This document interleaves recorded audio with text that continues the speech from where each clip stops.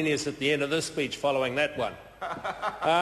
Mr. Speaker, it gives me great pleasure to stand and support the Prime Minister following his statement to the House this afternoon, in which he laid out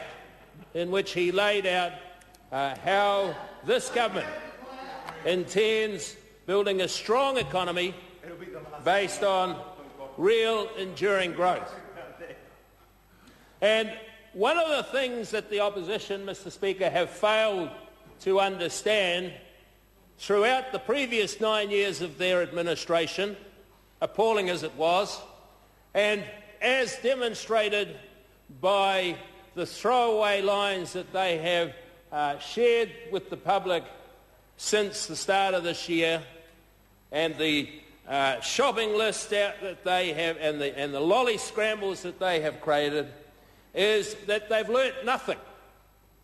They have learnt nothing from the mismanagement of their previous period in government, in which they left this country with a decade of deficits. And let's just sort of briefly, by way of example, have a look at the wool they pulled over our eyes just in the last year that they had in office.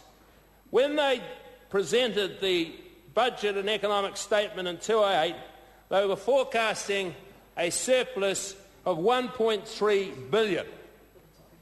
Even in the perfoo that they published, they basically tried to hoodwink over the public that they would be a balanced outcome in the 2008 year. And of course, when the people saw through this and elected John Key as their Prime Minister and the National Party as the government, we received from Treasury in their December update the fact that there was a deficit. But this had been hidden, Mr. Speaker, from the people by that administration that now wallows in the benches of the opposition. And of course, as we have seen, we have been left with a deficit, a decade of deficits. And of course, how can that be? Well, that has basically come about, Mr. Speaker, because the focus of the opposition during their time in the previous administration was to, in fact, just dish out lollies. No productivity decreased every year during the time they were in government. Current account deficits throughout the whole period. And in fact, this country needs to survive if it is going to have enduring growth. It needs to, in fact, have productive investment. And that administration did absolutely nothing, Mr. Speaker, to create that opportunity. And in fact, it left. When in fact it was finally kicked out by the people of New Zealand, the household debt had risen from $5 billion when they came in to $19 billion.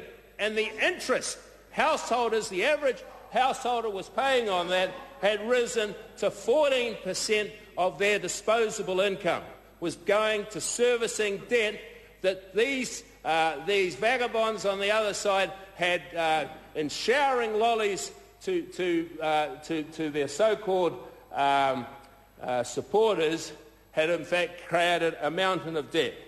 And that is now why we are in a situation that we find ourselves today, in which this government, as announced by John Key, the Prime Minister, in his State of the Nation speech and his statement today, has said that this government is not scared to address the debt issues, and in fact is focused on restoring the equilibrium. Just as the householders of New Zealand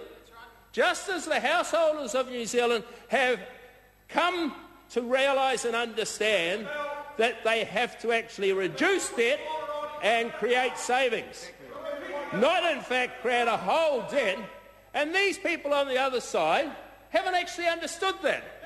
And in their lust for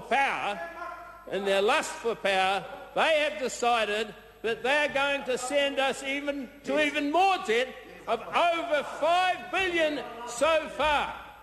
$5 billion additional debt in programs that they have already announced. And do you really think that the people of New Zealand are going to be that gullible, Shane? Are they people of New Zealand that gullible? $5 billion? Of course they're not. Shane knows and that. Really, Shane, you should jump now, mate.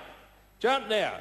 So enduring growth needs to be, if we are to have enduring growth in this country, Mr. Speaker, we are going to have to base it on productivity gains and investment and getting businesses to invest, because it is the businesses in New Zealand that create the job opportunity. Government's job is to create a framework to enable the economy to grow. It is not the government's job to actually be the economy, employ all the public servants, hand out handouts to all and sundry, just so they can go and spend lots of money. Their job, in fact, the government's job, I see the new education spokesman with his professorial glasses. Lovely professorial glasses there, glasses. The new education spokesman, and I look forward to your contribution. And so we're going to move on. I just want to turn briefly, Mr. Speaker, to the contribution of the leader, or the co-leader of the Green Party, Materia Ture, this afternoon. Great speech. And can I say that while I have no doubt that she was sincere in her contribution, I was not moved by it. And the reason I say that is because the simple reality of life is that there are just as many people on both sides of this House who no doubt can have a similar story. Right. And I do not agree with her solutions that are offered, which is, again, like the opposition, throw the lollies out there. And, in fact, increase the minimum wage to $15. We'll create all sorts of jobs. I mean, it just doesn't work. And in fact, the simple reality of the only way to deal with the issue, that she describes is actually to create a sustained economy. And I have not moved by her solution. Because, in fact, and a classic example is our own Prime Minister, who has a similar story to tell. But he chose a different path. And that's the path this side of the House believes that, in fact, is the way to prosperity and the way, in fact, to get this country on the road again to recovery. The national government is about, in fact, investing and prospering, invest and produce. The Labour opposition are about spend and consume. And with those few words, Mr. Speaker, it gives me a great pleasure once again to endorse the outstanding leadership of the Prime Minister of this country. Thank you, Mr. Speaker.